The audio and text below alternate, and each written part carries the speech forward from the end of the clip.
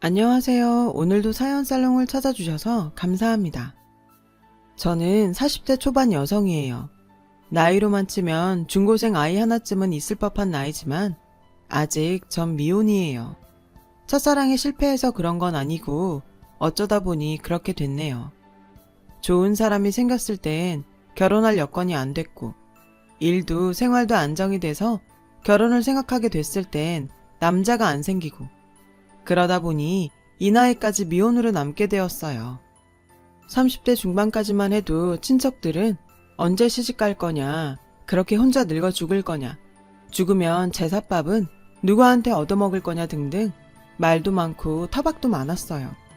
평소에는 전화 한 통 안 하고 살던 친척들도 집안 결혼식이나 장례식 때 오랜만에 만날 때마다 안부 인사처럼 가볍게 제 결혼에 대해 한마디씩 참견들을 하곤 했어요. 언제부터 자신들이 내 인생에 관심이 많았다고 말이죠. 그런데 생각지도 않게 이런 문제들이 한 방에 해결됐지 뭐예요. 저보다 6살 어린 남동생이 결혼해서 아들을 낳은 덕분에 말이에요. 그 바람에 제 결혼 얘기는 싹 사라졌어요. 다들 갓난쟁이 조카한테 정신이 팔려서 제 결혼 따위엔 신경도 안 쓰게 됐거든요. 내심 얼마나 다행이던지. 그런데 이게 제 발목을 잡게 될 줄은 몰랐네요. 남동생네는 결혼한 지 5개월도 안 돼서 아들을 낳았어요. 혼전 임신이었던 거죠. 올케가 워낙 마른 몸이라서 임신한 티가 안 났었지만 결혼 당시 이미 4개월을 넘어서고 있었다고 하더군요. 남동생네는 그 사실을 감쪽같이 속이고 결혼을 감행했던 거예요. 손주가 태어나고 나서야 혼전 임신인 걸 알게 된 엄마는 그동안 찍소리도 안 하고 자신을 속였다고 엄청 욕을 했어요. 난 그런 것도 모르고 애 낳으면 내가 다 키워준다고 그랬지 뭐야. 그나저나 이걸 어째? 당장 다음 달부터 오여산에 스크린 골프장 봐주기로 했는데. 어쩌긴 뭘 어째. 손주 봐야 돼서 가게 못 봐준다고 말해야지. 별 수 있어. 그랬더니 엄마가 난처한 표정으로 이러시더라고요.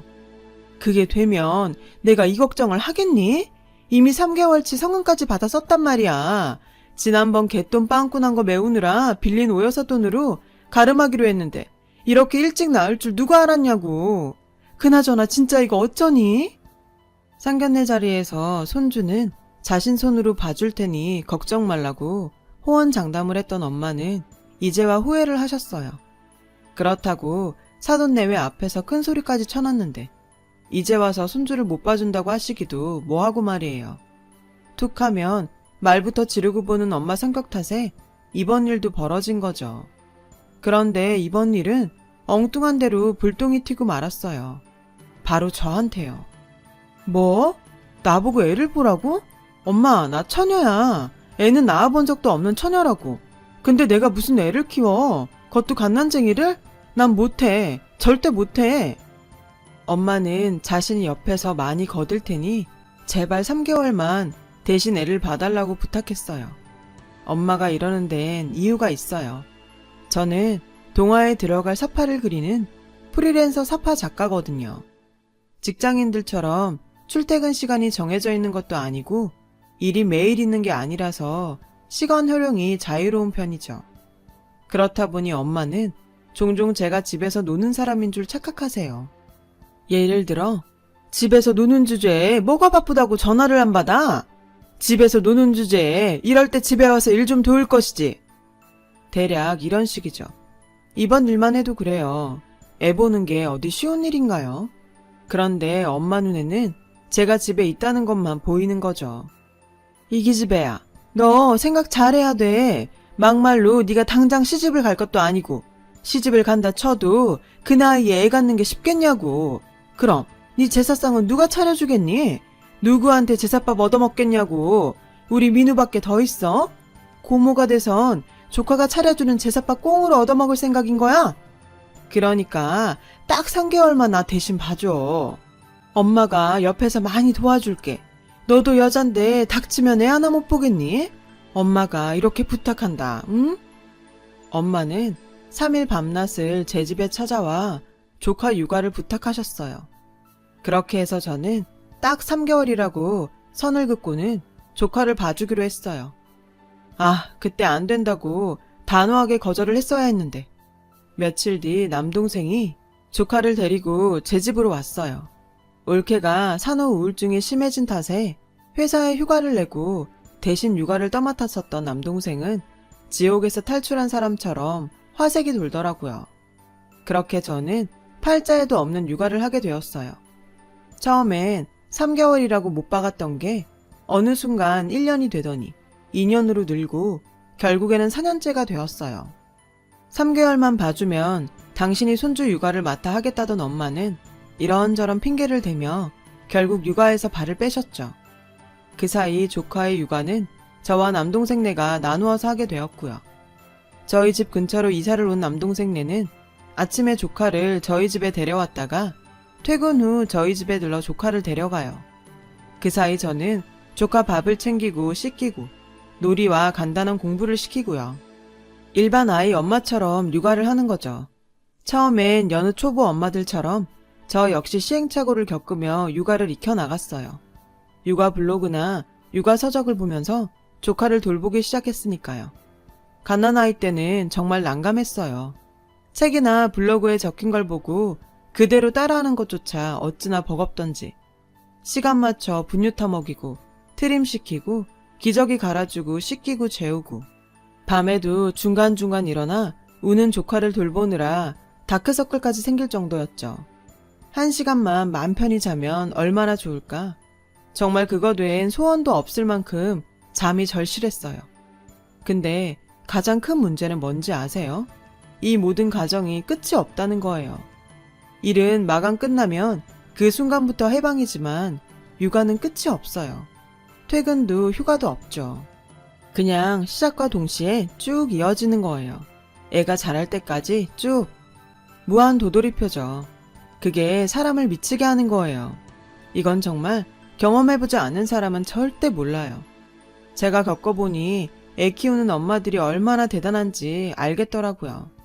독방 육아에서 지금의 상태로 변한 건 그로부터 1년 뒤였어요. 그 사이 올케 상태가 많이 좋아져서 육아를 함께 할 수 있게 됐거든요. 하지만 올케가 복직을 하는 바람에 저희 조카 육아는 여전히 이어지고 있어요. 그래도 독방 육아 때 비하면 천국이죠. 동생 내외 출근부터 퇴근 시간까지만 봐주면 되니까요. 게다가 주말엔 자유의 몸이고요. 학창시절 이후 이렇게 주말이 기다려지게 될 줄은 몰랐다니까요. 주변에선 이런 저를 보고 미쳤다고 해요. 제 자식도 아니고 왜 조카를 키우냐고요. 다른 건 몰라도 애 봐준 공은 없다고요. 솔직히 그 말에 공감해요. 조카가 막 걸음마를 할 때였는데 온 집안을 아장아장 걸어다니다가 서랍 모서리에 찍혀서 이마에 피가 난 적이 있었거든요. 그런데 퇴근해서 애 이마를 본 남동생이 저한테 엄청 화를 내더라고요. 저 역시 조카가 다친 게 속상한데 남동생한테 싫은 소리까지 들으니 그날 밤은 정말 억울해서 눈물이 다 나더라고요. 그뿐인가요? 조카가 감기라도 걸리면 어찌나 남동생이랑 올케 눈치가 보이는지 돕겠다고 나선 제가 오히려 죄인 취급을 받게 되더라니까요. 그럼에도 조카를 계속 보고 있는 건 그간 조카한테 든 정 때문이에요. 요 조그마한 녀석이 눈에 밟혀서 내칠 수가 없거든요. 솔직한 심정으로 제 목숨과도 바꿀 수 있는 아이니까요. 육아는 처음이라 조카를 키우면서 울기도 많이 울었거든요. 내가 지금 하는 방식이 맞는 걸까? 혹시 내 조카한테 안 좋은 영향을 끼치게 되는 건 아닐까? 제 식습관부터 말투까지 아이한테 영향을 끼칠 수 있는 것들을 하나하나 자기 검열을 하게 되고 나쁜 습관은 고치게 되기도 했어요. 아이가 금방 따라하게 되니까요. 그렇게 조카 육아에 빠져 살던 어느 날 사건이 터지고 말았어요. 조카를 키우면서 읽어줄 동화를 찾다가 차라리 내가 한번 만들어 볼까 하는 생각으로 직접 원고를 써서 더미북 그림책을 만든 게 있거든요. 그걸 편집장님이 저희 집에 왔다 보시곤 시리즈로 총 3권짜리 계약을 하자고 제의한 거예요. 솔직히 너무 탐나는 제안이었어요. 그동안 남이 쓴 글에 그림만 그려오던 제가 진짜 책을 내게 되는 거니까요. 그래서 바로 계약을 해버렸어요. 문제는 원고 수정에 사파 추가까지 하려면 시간이 촉박하다는 거예요. 조카를 돌보며 하기엔 더더욱 그랬어요. 그래서 올케한테 전화해 사정을 말했죠. 3개월 정도 조카를 못 봐줄 것 같다고요. 그랬더니 글쎄 뭘 하는지 아세요? 어머 언니, 갑자기 이러시면 어떡해요. 일 관둘 때도 한 달 정도는 기한 두고 말하는 게 원칙인데 다음부터 당장 애를 못 본다고 그러면 어쩌냐고요. 그럼 나보고 당장 어쩌라는 거예요. 막말로 저희가 언니한테 매달 드리는 돈이 얼만데 이래요. 아, 완전 진짜 기가 막혀서 정말. 올케, 지금 뭐라 그랬어? 돈? 나한테 주는 돈이라고? 올케가 나한테 돈을 줬다는 얘기야? 민우 봐주는 돈을 줬다는 얘기냐고. 뜸들이지 말고 말해. 말하라고. 제 말에 올케는 황당하다는 듯 퉁명스럽게 말하더군요. 뭘 새삼스럽게 모른 척 하세요? 벌써 4년 넘게 잘 받아왔으면서? 게다가 올 초에 20만 원을 올려달래서 매달 20씩 더 넣어드렸잖아요. 금시초문이었어요. 전 지금껏 조카를 보면서 동생네한테 10원 한 장 받은 적이 없거든요. 자다가 봉창을 두드리는 것도 아니고. 올케, 나 그 돈 얘기 처음 듣는 거야. 지금껏 민우 보면서 10원 한 장 받은 적 없다고. 난 받은 적이 없는데 도대체 누구한테 돈을 줬다는 거야? 알고 보니 그동안 동생네는 매달 엄마한테 통장으로 돈을 보내왔더라고요. 엄마는 중간에서 나 몰래 그 돈을 받아 착복해 왔던 거고요. 그 말을 듣고 나니 그동안 남동생과 올케가 저한테 당당하게 이것저것 요구했던 일들이 이해가 갔어요. 돈을 그렇게 내고 애를 맡기니 저를 돈 받고 일하는 사람 취급을 했던 거죠. 순간 너무 화가 났어요. 딸한테 자기가 책임지기로 한 일을 떠넘겨 놓군 중간에서 돈까지 떼먹은 엄마도 밉고 돈 좀 준다고 지 애 봐주는 누나를 부리는 사람 취급한 남동생과 올케도 싫고 무엇보다 지난 4년 동안 멍청하게 속아서 조카 육아를 떠맡고 살았던 제 자신한테 제일 화가 났어요. 생각 같아서는 당장 엄마랑 남동생네를 불러 한바탕 지르고 싶었지만 괜히 준비 없이 그랬다간 제대로 따지지도 못하게 될 것 같더라고요. 그래서 나름대로 계획을 세웠어요. 일단 엄마한테 전화를 걸어 얼마 뒤 있을 엄마 생일을 좀 앞당겨서 이번 주 주말에 하자고 했어요. 엄마 생일날은 평일이라서 남동생네랑 모여서 식사를 하기 힘들다고 말이죠. 뾰로통하던 엄마는 유명 한정식집에서 엄마 친구들까지 불러 하자고 했더니 반색을 하며 엄청 좋아하시더라고요. 남동생한테도 전화해 이 같은 얘기를 했더니 칠순잔치도 아닌데 그깟 노인의 생일상을 뭐 그렇게 뻑적지근하게 차리냐며 짜증을 내더라고요. 하지만 밥값은 내가 알아서 할 테니 올케랑 몸만 오라는 말에 금세 태도를 바꾸고는 알았다고 하더라고요. 그리고 드디어 디데이로 잡았던 엄마 생일날이 되었어요. 저는 마음을 단단히 먹고 집을 나섰죠. 예약해둔 한정식집으로 갔더니 엄마랑 친구분들은 이미 와 계시더라고요. 친구분들은 연신 립서비스를 하셨어요. 딸 자식 잘 둬서 이런 데서 생일밥도 먹는다고 부럽다시며 결혼에 속썩이는 자식보다는 혼자 살더라도 부모 잘 챙기는 자식이 최고라고 말이죠. 잠시 뒤 남동생 내외가 조카를 데리고 들어왔고 그렇게 우리는 주문한 음식을 먹기 시작했어요. 그 사이 올케가 생신 선물이라며 엄마한테 돈 봉투를 내밀었어요. 엄마는 봉투 속 액수를 확인하고는 흡족한 표정을 지으시더군요. 저 역시 엄마한테 봉투를 내밀었어요. 그러자 엄마는 이런 데서 밥까지 사면서 또 무슨 돈 봉투까지 준비했냐고 하면서도 입은 귀에 걸려 있더라고요. 그런데 봉투를 열어보시고는 표정이 확 굳어버렸어요. 이게 뭐냐? 양육비 청구서? 그동안 엄마가 착복한 내 몫의 돌보미 비용을 적은 청구서야. 올케한테 한 달에 150만원씩 3년 동안 받았다며? 올 초부터는 20만원씩 올려서 매달 170만원씩 받았고? 아, 많이도 받았네. 엄마, 어쩜 사람이 그래? 나한테는 10원짜리 한 장 안 주고 어떻게 그 돈을 혼자 먹을 생각을 했대? 아무리 내 엄마라지만 이건 정말 너무한 거 아니야? 남이면 당장 형사 고발감이야. 그래놓고는 매달 따박따박 나한테 용돈까지 받아갔어? 내가 지난 4년 동안 민우 돌보랴 일하랴 발 동동 구르며 산 거 몰라? 수면 부족에 육아 스트레스까지 쌓여서 심리상담까지 받은 거 모르냐고. 그런데 그런 딸 팔아서 돈을 뜯어먹어? 내가 깜빡했던 거지 안 주려고 그런 건 아니다. 너도 내 나이 돼봐. 앉았다 일어서면 까먹고 돌아서면 기억이 안 나고 그래.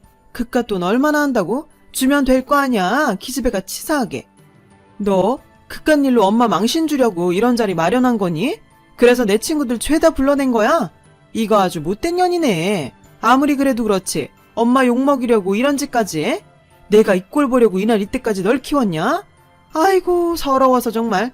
네 아빠가 살아있었으면 내가 이런 꼴은 안 당했을 거다 이 나쁜 년아. 엄마는 조금도 반성의 기미가 없었어요. 오히려 자신이 딸한테 억울하게 당한 피해자인 것처럼 행세하더군요. 내가 누구 때문에 이 고생을 했는데 미안한 줄도 모르고 말이죠. 엄마, 쇼하지 마. 아빠 살아 계셨으면 내가 민우 육아를 맡을 일도 없었어. 애초에 민우를 봐주기로 한 건 엄마니까 그거 하기 싫어서 선물 받아서 일해줘야 한다는 둥 되도 않는 거짓말 한 거잖아. 나한테 민우 떠넘겨놓고 엄마 뭐하고 다녔어? 아줌마들이랑 모여서 화투치고 양육비 가르친 걸로 해외여행 다니고 아줌마들이랑 보톡스 맞으러 성형외과 돌아다녔잖아. 그래놓고 뭐? 나중에 제사밥 얻어먹으려면 조카 잘 키우라고? 그럼 엄마는 제사밥 먹기 싫어? 자식한테 이렇게나 사기치게? 딸한테 치부를 모조리 들킨 엄마는 창피한지 더 이상 말을 안 했어요. 창가로 고개를 돌린 채 한숨만 푹푹 쉬셨죠. 그러자 남동생이 한마디 하더군요. 누나, 이건 좀 심한 거 아니야? 엄마 생신이라고 불러놓고 엄마한테 이래도 되는 거냐고. 막말로 그깟 돈 엄마가 좀 쓰면 어때? 그리고 엄마 말이 틀린 것도 아니잖아. 나중에 누나 죽으면 누나 제사 누가 지내겠어? 우리 민우가 지낼 거 아니야. 그럼 조카 좀 봐줄 수 있는 거 아니야? 어차피 나중에 누나가 보상받을 건데 뭘 그렇게 유세야 구질구질하게. 뭐? 구질구질? 그래, 너 말 잘했다. 툭하면 그놈의 제사 타령하는데 그 제사밥 내가 먹을 수 있긴 한 거니? 솔직히 나 민우가 내 제사 지낼 거라고 생각 안 해. 보고 배운 게 있어야 하지. 너 이날 이때까지 아빠 제사 때 밤이라도 한 톨 깎아 올린 적 있니? 툭하면 일 때문에 바쁘다고 늦고 심지어 제사 때 안 온 적도 부지기수야. 어디 그뿐이니? 제사상에 음식 놓는 자리도 모르고 술잔을 오른쪽으로 돌리는지 왼쪽으로 돌리는지도 몰라서 매번 나한테 떠넘기는 게. 그런 주제에 니깎게 뭔 재주를 민우한테 제사 지내는 법을 가르치니? 엄마 죽고 나면 제사 한 번 안 지낼 놈이. 그러니까 네 아들 팔아서 제사밥 업자고 하는 사기 그만 좀 쳐. 나는 그딴 제사밥 먹을 생각 없으니까. 돌봄비 낸다고 지 누나를 종부리듯 하는 놈이 무슨? 솔직히 그동안 내 손에 네 돈 안 들어온 게 얼마나 다행인지 몰라.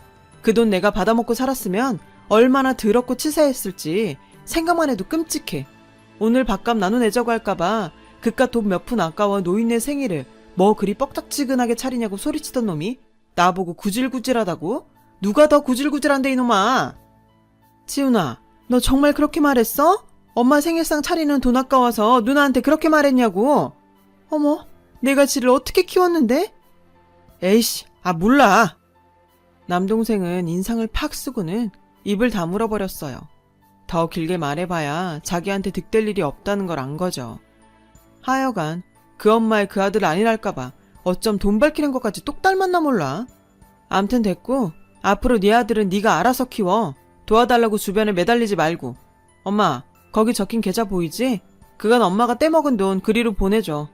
그동안 우리 민우랑 쌓은 정을 생각하면 그 돈은 안 받고 싶었지만 엄마랑 지훈이 그리고 옳게 하는 꼴 보니까 도저히 안 되겠더라.